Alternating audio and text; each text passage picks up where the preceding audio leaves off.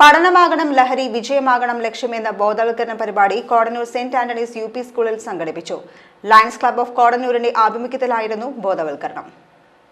ചടങ്ങിൽ അധ്യക്ഷനായ lions club of Kodannur president TS Ramesh mobile ഫോണിന്റെ ദുരുപയോഗത്തെക്കുറിച്ച് ക്ലാസ് എടുത്തു.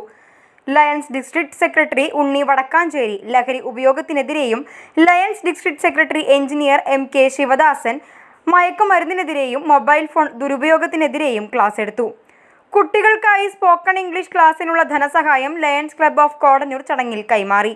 പ്രധാന അധ്യാപിക Mini Stainy, region chairperson ND Divij, Peter, Gopinath, lions club Kodannur treasurer Baiju എന്നിവർ സംസാരിച്ചു. പിന്നെ ഒന്നുകൂടെ എടുത്ത് നടക്കാൻ പറ്റും. സൈക്കിൾ തുടക്കക്കാരാണ്. നിങ്ങളൊക്കെ നന്നായി സൈക്കിൾ ഓടിക്കാൻ അറിയുന്ന ആൾക്കാരായിരിക്കാം. പക്ഷെ തുടക്കക്കാരെന്താണ് തുടങ്ങിയ ഒഴിക്കാൻ തിരിഞ്ഞു. പിന്നെ തുടങ്ങിയപ്പോൾ ഇവിടെ ഒന്നും നമുക്ക് ഡോപ്പമിൻ കിട്ടുന്നില്ല. അതേസമയം ഇവിടെ കണ്ടിന്യൂസ് ആയിട്ട് തലച്ചോറിലാണെങ്കിൽ പെട്ടെന്ന് മൊബൈലിലൂടെ നമുക്ക് ഇങ്ങനെ സന്തോഷം വന്നുകൊണ്ടിരിക്കുക. അപ്പൊ നമ്മൾ എന്ത് വേണു, ഈ സൈക്കിളിൽ ഒന്നും പഠിക്കാൻ പാടില്ല, ഇത് നല്ല മൊബൈലിൽ എനിക്ക് കുറച്ച് ഇരുന്നാൽ മതി, അത് നല്ലത്. അപ്പൊ എന്തായി, മൊബൈലിനോടാണ് നമുക്ക് താല്പര്യം. ഇതുപോലെ കളിക്കണം എന്നില്ല താല്പര്യമില്ല. അതിന് ഒരു വ്യായാമം ചെയ്ത് നമ്മുടെ ശരീരത്തിന്റെ പേശികളൊക്കെ ബലപ്പെടുത്തണോ, അല്ലെങ്കിൽ നമ്മുടെ തലച്ചോറിൽ മറ്റു അസുഖങ്ങൾ അല്ലെങ്കിൽ മറ്റു അസുഖങ്ങൾ തടി കൂടുക, അങ്ങനെ എന്തെല്ലാം ജീവിതശൈലികൾ വരാം.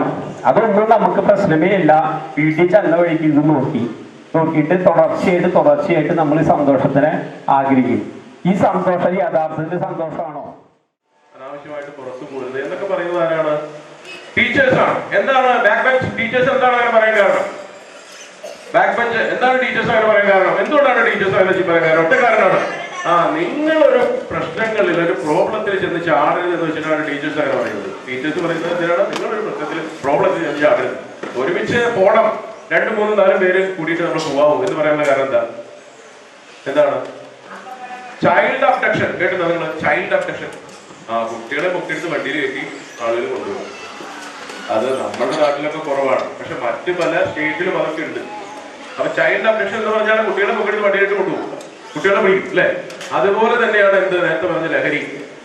ഒരു മുട്ടായി എടുത്ത് ഒരു കയ്യിൽ തരും, ചോക്ലേറ്റ്. അപ്പൊ എന്ത് ചെയ്യും? വാങ്ങിക്കോ? പരിചയമില്ലാത്ത ആളുകളെടുത്ത് നമ്മൾ വാങ്ങിക്കില്ല. എന്താ വാങ്ങിക്കാത്തത്? എന്താ?